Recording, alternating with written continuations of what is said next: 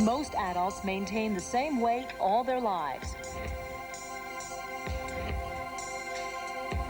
They have achieved a balance between their food intake and their energy expenditures. Diet is the principal regulating agent of that energy balance. It must therefore be carefully controlled.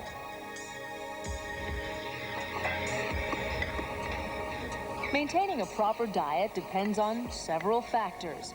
These factors are related on the one hand to inner hunger signals, and on the other to external stimulations that trigger ingestion behavior.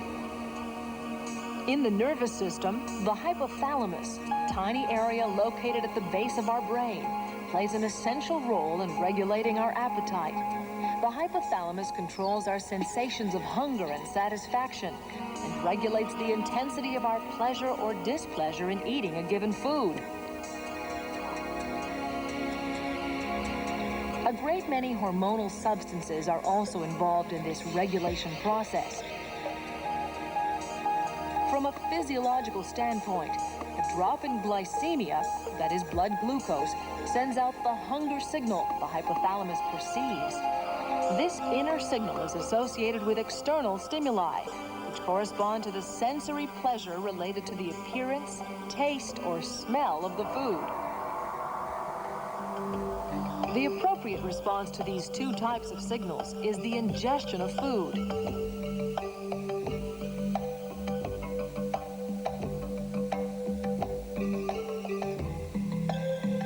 The sensation of satiety determines the size of the meal and when it should be concluded. It appears even before the food has been digested. At the same time, the feeling of fullness is accompanied by the reflex production of insulin. Insulin, a hormone, helps to regulate glycemia and also plays an inhibitor role in our daily food intake.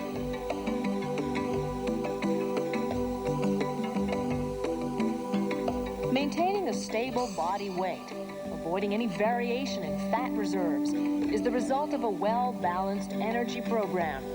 People have to adjust their energy needs according to their individual constitution and level of physical activity.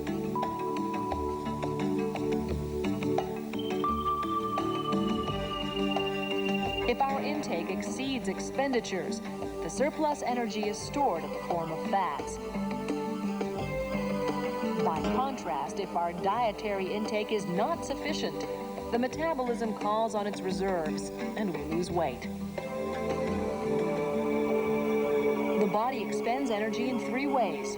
The first type of energy expenditure is linked to the basal metabolism. It is the minimum amount of energy required to maintain vital functions in an individual at rest. That energy is spent in heart contractions, breathing, digestion, and cell activity. For a man who weighs 70 kilos, the average value of that energy expenditure is estimated at 1,700 kilocalories over a 24-hour period. This represents approximately 65% of the energy ingested. The second type of energy expenditure is related to the body's thermoregulation, which intervenes when we are exposed to cold or have just eaten. For a balanced meal, the digestion, metabolism, and storage of the nutrients consumes 12% of the energy ingested. The third type of energy expenditure depends on physical activity, which varies greatly from one person to the next. It fluctuates between 15 and 20% of a person's total energy expenditure. That ratio has decreased in recent decades due to a reduction in physical work. Another physiological mechanism comes into our dietary balance: the maintenance of a constant adipose mass, or fatty mass, during the 24-hour cycle. During the day, our fat reserves go up as a result of a lipid synthesis and storage process. At night, however, the body draws on the fats as an energy nutrient. So a balance is struck between these two phases, and the result is a stable level of fat reserves.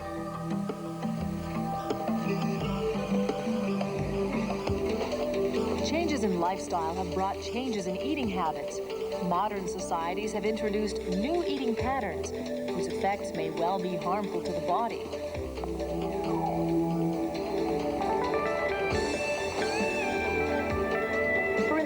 Snackers eat without thinking or paying attention to the quantities of food they're ingesting. They often skip meals and risk disrupting their appetite regulation systems. Others may be subject to sudden, uncontrollable cravings for sweets. Binges like these can tally up to 1/3 of a person's daily caloric intake.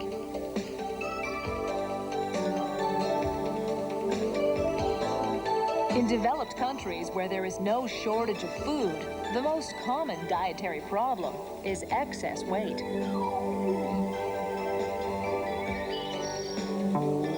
At the same time, society and the media pressure us to be thin, presenting thinness as the only acceptable body image.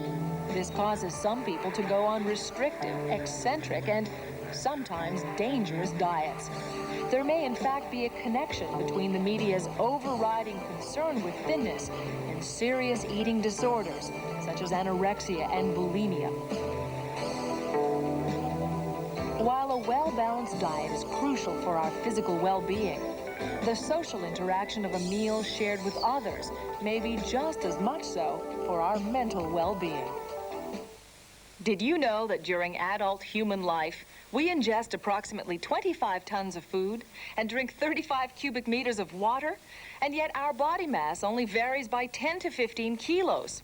We have nature to thank for that spectacular part of dietary intake and energy expenditure, but we can give her a little boost by adopting healthy eating habits.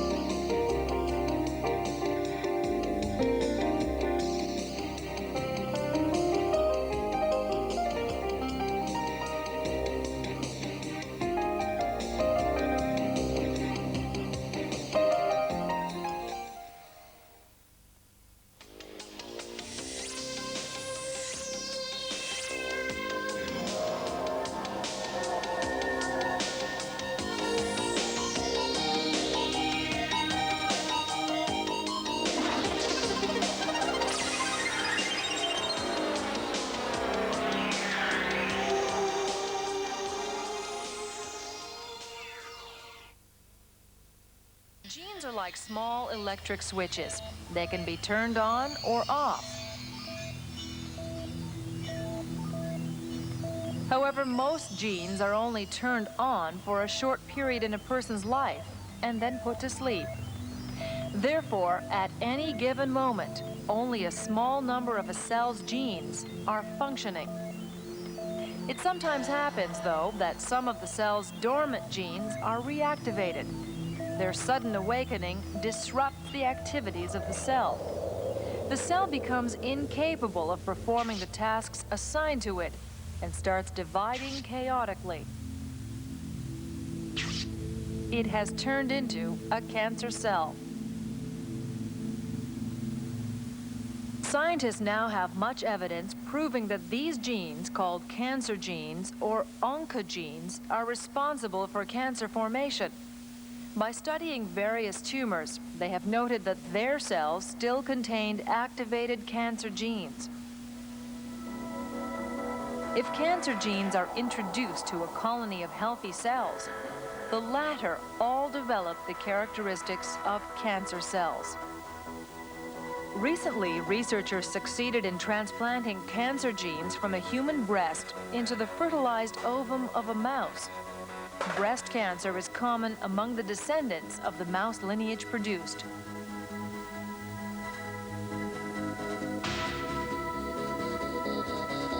Approximately 50 cancer genes have been discovered. Scientists have proven that everyone has them, and not only people who develop cancer, but they continue to try and understand why cancer genes become active in some people and not in others.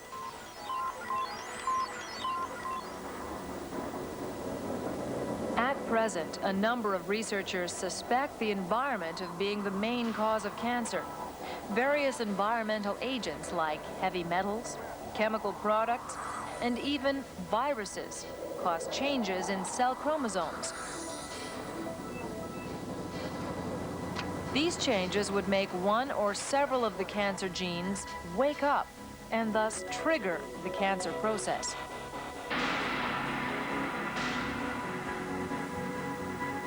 We are all probably exposed to several of these cancer agents every day. Perhaps cancer cells form continuously in our organism. But our immune system apparently eliminates them as they appear.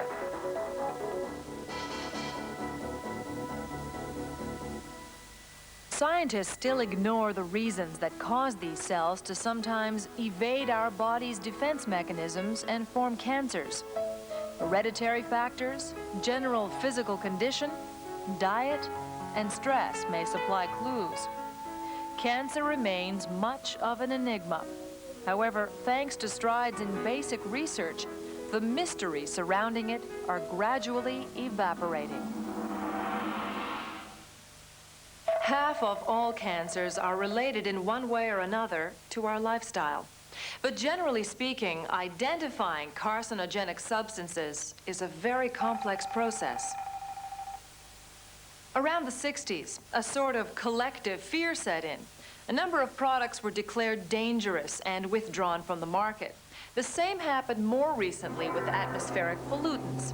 However, it is highly unlikely that the thousands of potentially cancer-producing substances used today will ever be completely eliminated. In the fight against cancer, prevention is essential, as is early detection.